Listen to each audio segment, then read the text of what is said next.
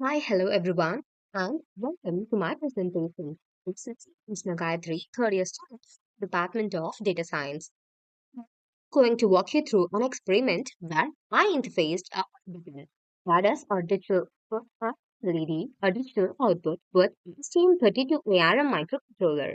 I simulated this entire circuit using Proteus. So, and the steps involved in it, the log I used over here, and the result we observed. So let's see it together. So this is project and experiment I worked on it.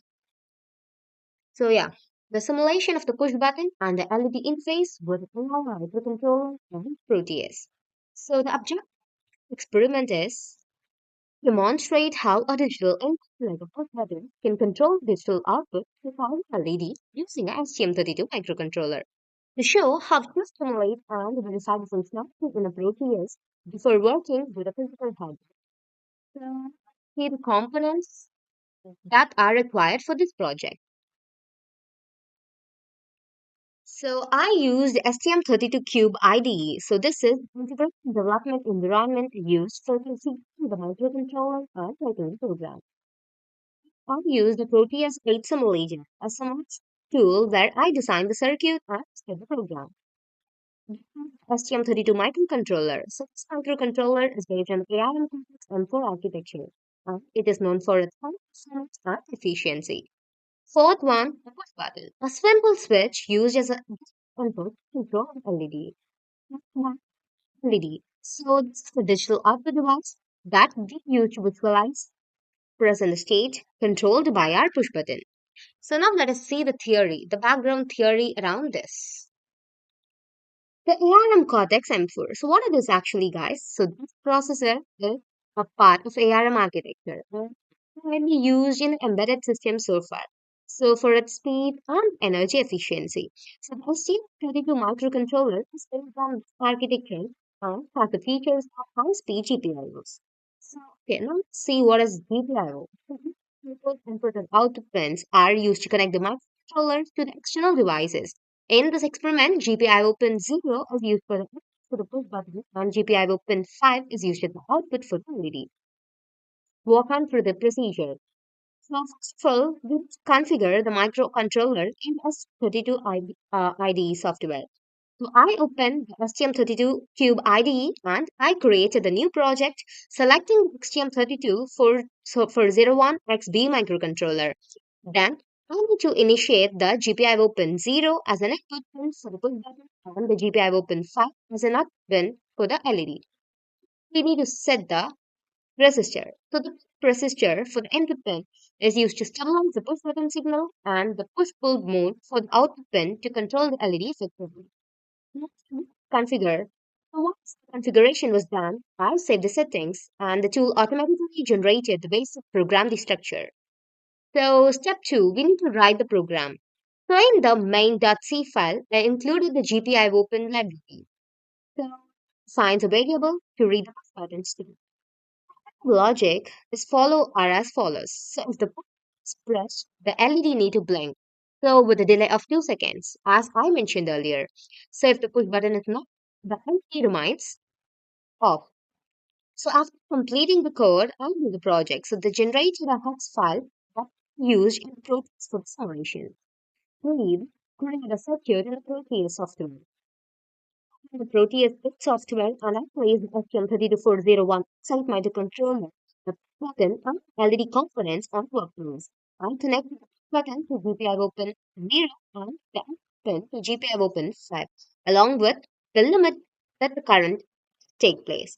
So I double click the microcontroller and loaded the hex file generated in the STM32 Cube IDE, and I also set the crystal oscillator to mHz, which matches the configuration in STM32 Cube IDE.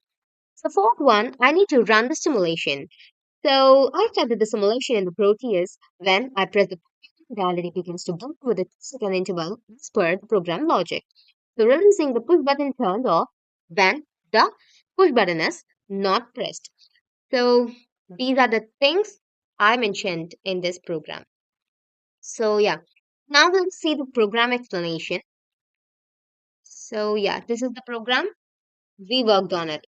So the general structure of the code, the header section, the code begins with necessary headers, including the main.h. So these headers provide the definitions for the hardware abstraction layer, file functions, and GPIO configurations. The type of variables push button is declared as a Boolean structured stack push button. So the thing is the key functions, make functions.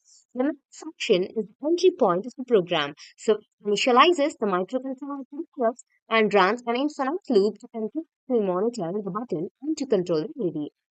One that has initialization and the system clock configuration. So this function set up the microcontroller system clock and initializes the hardware abstraction layer to ensure the correct options.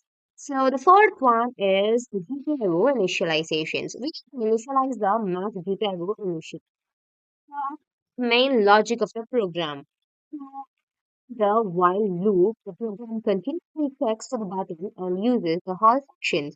The HAL GPIO record and the button state logic. So it's pressed, the LED needs to blink after 2 seconds gap.